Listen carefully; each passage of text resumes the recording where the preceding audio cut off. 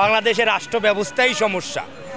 আমরা যদি মনে করি ধরেই যদি নিই যে ৪১ বছর ধরে যেই প্রতিষ্ঠান তাদের নিজেদের দাবি তুলে নিচ্ছে, যে বৃদ্ধ পিতামাতা সন্তান সন্ততি নিয়ে শিক্ষক শিক্ষিকাগণ নিজেদের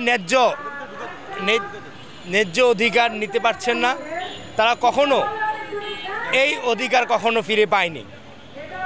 রেজিস্টার্ড প্রাইমারি স্কুল প্রাথমিক বিদ্যালয় তারা জাতীয়করণের মর্যাদা পেয়েছে, তাদেরকে এক রাতে ২৬,০০০ প্রাইমারি স্কুলকে জাতীয়করণের সুযোগ দিয়েছে সরকার।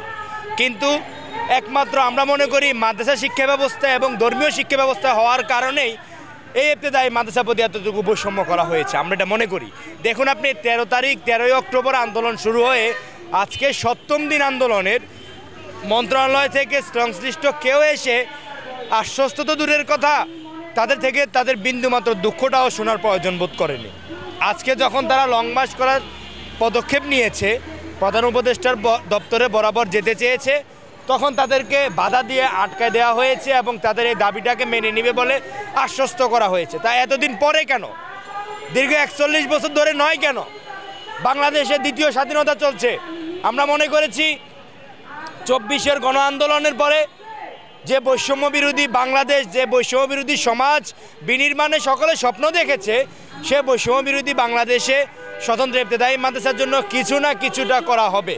অন্তত তাদেরকে জাতীয়করণ না করলে এমপিওভুক্তের আওতায় আনবে, শিক্ষকদের এই দুঃখটা লাঘব করবে। কিন্তু তাদেরকে বিন্দুমাত্র ছাড় দেওয়া হয়নি, তাদের অনুদানভুক্ত করা হয়নি, তাদের কোডভুক্ত প্রতিষ্ঠানকে কোডের আওতায় আনা হয়নি, তাদেরকে দেখা গেছে মাদ্রাসা বোর্ডের আওতায় আনা হয়নি। ২৬,০০০ রেজিস্টার্ড প্রাথমিক বিদ্যালয় এক রাতে জাতীয়করণের মর্যাদা পেয়েছে, অথচ বাংলাদেশে ১,০৯০টি স্বতন্ত্র ইবতেদায়ী মাদ্রাসা তারা বিন্দুমাত্র মানবিক মর্যাদায় তাদের পে স্কেল পায়নি। একই রাষ্ট্রে দুই নীতি কখনো চলতে পারে না। চাকরি আছে, বেতন নাই, এমন কোনো সেক্টর বাংলাদেশে নাই, পৃথিবীতে কোথাও নাই। কিন্তু একমাত্র ইবতেদায়ী মাদ্রাসা সেক্টর যেখানে চাকরি করছেন, মন্ত্রণালয়ের অধীনে থাকছেন, একই কারিকুলাম একই সিলেবাস পড়াচ্ছেন, তাদেরকে তাদের অনুদান দান কিছুই দেওয়া হয় না। এমপিওভুক্ত দূরের কথা, জাতীয়করণ দূরের কথা। আপনি দেখেছেন বারবার দীর্ঘ ফ্যাসিস্ট তাদের সাথে কী আচরণ করেছে, তাদেরকে দমন পীড়ন নিপীড়ন করে, তাদেরকে ডমিনেট করে, তাদেরকে দমিয়ে দেওয়ার যে মানসিকতা, সেই মানসিকতা বর্তমান সরকারও ফলো করছেন। আজকে আপনি দেখুন শিক্ষকদের কান্না, দেখুন বয়োবৃদ্ধ পিতা মাতা এবং শিক্ষক শিক্ষিকাগণ এই রাস্তায় শুয়ে আছে।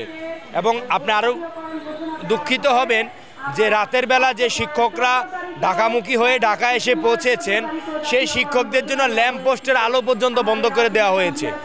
এতটুকু বৈষম্যের শিকার করা হচ্ছে এই মাদ্রাসা জগৎকে, এই ইসলামী শিক্ষা তাহাদিব তামাদ্দুকে।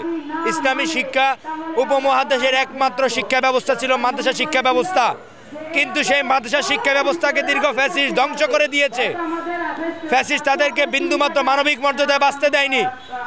কিন্তু এই মাদ্রাসা শিক্ষা ব্যবস্থাকে বাংলাদেশের এই ধর্মভিত্তিক এই রাষ্ট্রে, ইসলামের এই রাষ্ট্রে শিক্ষকদেরকে তাদের মানবিক মর্যাদা দেওয়া হয়নি। শিক্ষকদেরকে তাদের বেতন ভাতা পে স্কেল কিছু না দিয়ে আজকে এই শিক্ষকদের সাথে লাঞ্ছনা বঞ্চনা স্বীকার করছেন। আমরা এটুকু আবদার জানাচ্ছি প্রধানমন্ত্রী উপদেষ্টার দরবারে যে আপনি আল্লাহর হস্তে এই শিক্ষকদের প্রাণের দাবি মেনে নিন। মেনে নিলে আপনার জন্য, রাষ্ট্রের জন্য, ইসলামের জন্য, মাদ্রাসা শিক্ষা ব্যবস্থার জন্য অনেক বেশি লাভবান হবে আমরা আশা করছি। আমার নাম হচ্ছে মোহাম্মদ ওমর ফারুক। আমি সরকারি মাদ্রাসা আলিয়ার একজন ছাত্র। আমি শিক্ষার্থী হয়ে শিক্ষকদের সাথে একাত্মতা পোষণ করতে এই মাঠে এসেছি। আমি এটাকে অনেক ভালোভাবেই দেখছি। যেমন বাংলাদেশ জামাত ইসলামীর পক্ষ থেকে, এনসিপির পক্ষ থেকে, বিএনপির পক্ষ থেকে এখানে প্রতিনিধি দল এসেছেন এবং আমাদের বিবি নুরুল হক নূর নিজে স্বয়ং এখানে এসে, ব্যারিস্টার ফুয়াদ এখানে এসে একাত্মতা পোষণ করেছে। আমি এটাকে ভালোভাবে দেখছি। বাংলাদেশের সকলের ক্ষুধা যখন তৈরি হবে, একটা দাবি যখন জাতীয় দাবিতে পরিণত হয়েছে, তার প্রেক্ষিতে দাবি বাস্তবায়ন হবে বলতে আমরা আশা করছি। কিন্তু আমি এতে সীমাবদ্ধ নয় এবং এতে আমি আশাহত হচ্ছি যে সকলে মিলে চেষ্টা করার পরেও কেন শিক্ষকদের দাবি মেনে নেওয়া হবে না, এই জবাবদিহিতা আমি চাই সরকার বাহাদুরের কাছে।